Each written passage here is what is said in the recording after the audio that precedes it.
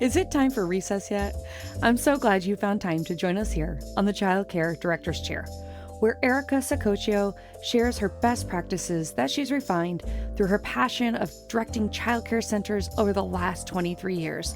From parenting interaction, systems to save you time, money, and stress, to profitability. She shares it all from the Child Care Director's Chair. Hey guys, so today, if you are feeling like a detective, always trying to figure out how to problem solve conflicts in your childcare center, this episode is for you. I know that there are times that you are tired of constantly dealing with conflicts, misunderstandings between your staff, staff and parents, parents and parents at your childcare center. Sometimes it's, exes working with through custody challenges, all those things. So there's lots and lots of times where you're going to find yourself having to help mediate problems. So we put together 15 valuable tips that we think will help you master problem solving and foster a harmonious relationship for everyone in your program. Hopefully this will help you say goodbye to stressful situations and hello to a peaceful and thriving childcare environment. So let's dig into it, and thank you for tuning in to the Childcare Director's Chair. I'm your host, Erica Sacoccio, and I love helping you solve problems in your program. And I know about these program problems because I'm a program owner, and I have multiple locations, and these are things I deal with every day. So we'll start with number one. You have to be an active listener. You have to take time to truly listen to the concerns and perspectives of both your staff and parents. By showing genuine interest, you will be able to create an atmosphere of trust and understanding. You have to have open communication channels. Establish clear lines of communication with your staff and your parents, and encourage them to express their thoughts and feelings openly, and that helps foster an environment where everyone feels comfortable sharing their concerns. And you can do this in a variety of ways. One thing that we did at our center is we created an email that was like a anonymous email where you could send an email to me directly, and it wouldn't be able to be traced back to anyone. You wouldn't have to worry about your handwriting being recognized, or turning in a questionnaire and they know who turned it in.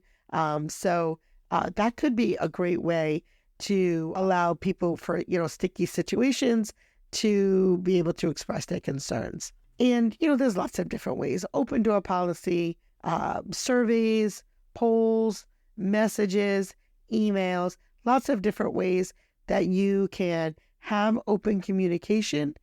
Make sure that those are all spelled out in your handbooks for both families and for your employees. You have to have empathy, and everybody always calls me yin yang at our center because I am really great at being able to put myself in the shoes of other people and being able to see both sides of both perspectives. So this is a skill that I hope that you can get really good at, is put yourself in the shoes of both the staff and the parents and understand their perspectives.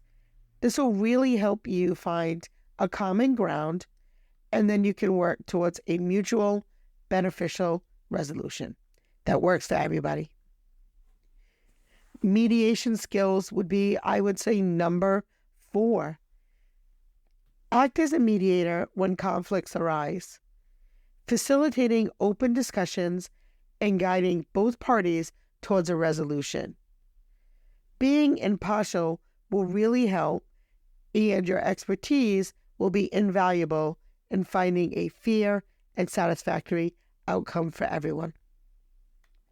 Now, if you're not really great at this, and that's okay if you're not, I would say that takes us into the next tip, which would be conflict resolution training. Equip yourself and your staff with conflict resolution skills through training programs. These skills will empower you, and it will help you address conflicts head on, preventing them from escalating further. Unfortunately, sometimes we like to do the ostrich and stick our head in the sand and hoping that things will just work out on their own. And we all know that that is not the case.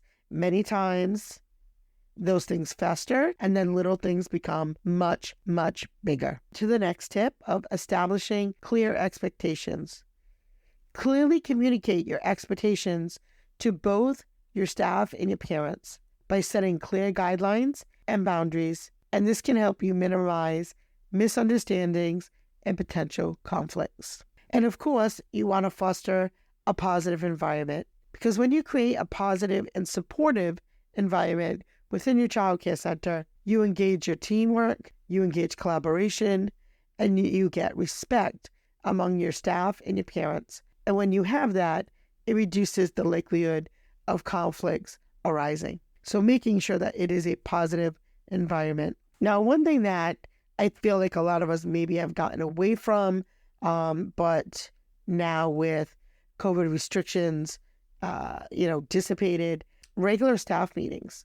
Conducting regular staff meetings to address any concerns, share updates, and provide a platform for open discussions. This will ensure that everyone is on the same page and allow for early conflict detection.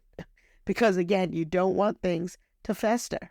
And I think holding parent-teacher conferences a little bit more frequently really do help organize and establish those lines of communication and that they're open.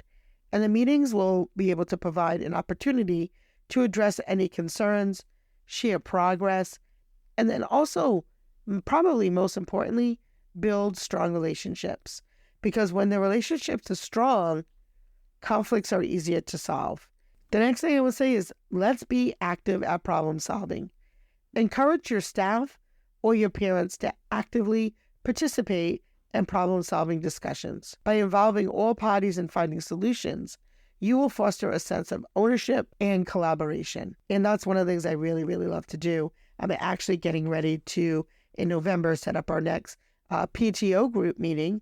And I have lots of things to share with my families in regards to new centers moving in, regards to tuition, regards to staffing changes, and just, some feedback on how things are going for them. So I think being proactive really does help reduce problems. You have to be flexible. So flexibility, being open to considering alternative solutions and approaches. Flexibility will demonstrate your willingness to find a common ground and accommodate the needs and concerns of both either the staff or the parents. Again, depending on who the conflict is. Sometimes the conflict is between the staff and the parents. Sometimes it's two staff members who are not getting along. And again, that's almost like a marriage, right? When you work with somebody 8 or 9 hours a day, just you, the only other adult in the room, sometimes those relationships can get really tricky. They can be really, really strong, where the people, go out after work and they have great rapport with each other. And then other times they can be toxic and people start nitpicking on, she did this and she did that. And I don't like how she looked at me and she rolled my eyes and she didn't take out the trash and all those things that in most cases, if someone else did it, would not be a big deal. But because it was that one person that you have that conflict with, that isn't resolved. So really, again, don't let those things fester. From an HR perspective, you want to make sure that you document and track. Keep a record of all conflicts, how you all agreed on what the resolution would be, and then any agreements that were reached. The documentation will serve as a reference point and help prevent reoccurring conflicts. Lead by example. Set a positive example for your staff and parents by demonstrating effective conflict resolution skills. Your actions will inspire others to follow suit and create a harmonious environment. And it's funny because people, after I talk to them, often say, I don't know how you're just able to look at things in that light. And, that really is a skill. And it is a skill. But I believe in being positive, and I believe in being respectful with all the people that I come in contact with. And again, certainly not perfect. There have been times where I've said something that may have hurt someone's feelings, didn't know it, or saw, an action that I had taken that made them feel a certain way that I wasn't aware. And as soon as I find out about that, I always try to address it. I always take responsibility, apologizing, because even if it wasn't intentional, if that person still felt that way, I think it's important to validate their feelings. So lead by example and be a great leader. If you still cannot figure out how to solve that, seek some professional help. If conflicts persist or become particularly challenging, don't hesitate to seek assistance from a professional mediator or a counselor or someone who has expertise in providing valuable insight and guidance. Sometimes if I feel that there is a sticky wicket, as they say, or there's a meeting that I don't feel comfortable being the only one in the room, I will call my niece in Jaleesa, who is in charge of our HR. And I think it always makes sense to have either an HR person or a co-director or assistant director. And if the challenge is between a director and assistant director, it makes sense if you have multiple locations to call in a director from another location, a general manager, an owner, or somebody that's a little higher up who can help you navigate through those challenges.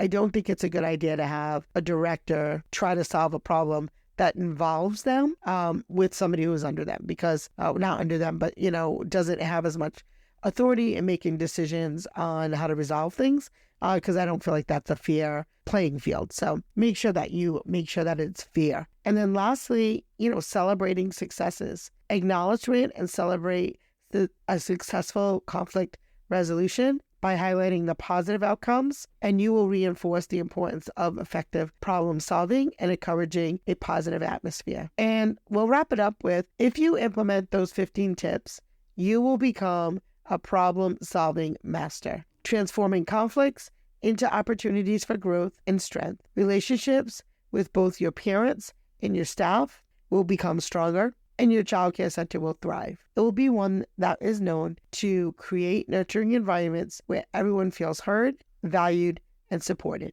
So that's it for today. Thank you for tuning in to the Child Care Director's Chair. If you liked today's episode, we ask that you like, follow, subscribe, leave a review, whatever you feel in your heart to do. We appreciate you tuning in and spending a little bit of time with us today. Thank you and have a great day. Well, all the cute little kiddos have been picked up and it's time to go home. And that'll do it for another episode of the Child Care Director's Chair. Please leave a review so Erica knows the information is helping you to manage and improve your child care centers. Remember to subscribe to get the latest episode from Erica's Child Care Director's Chair.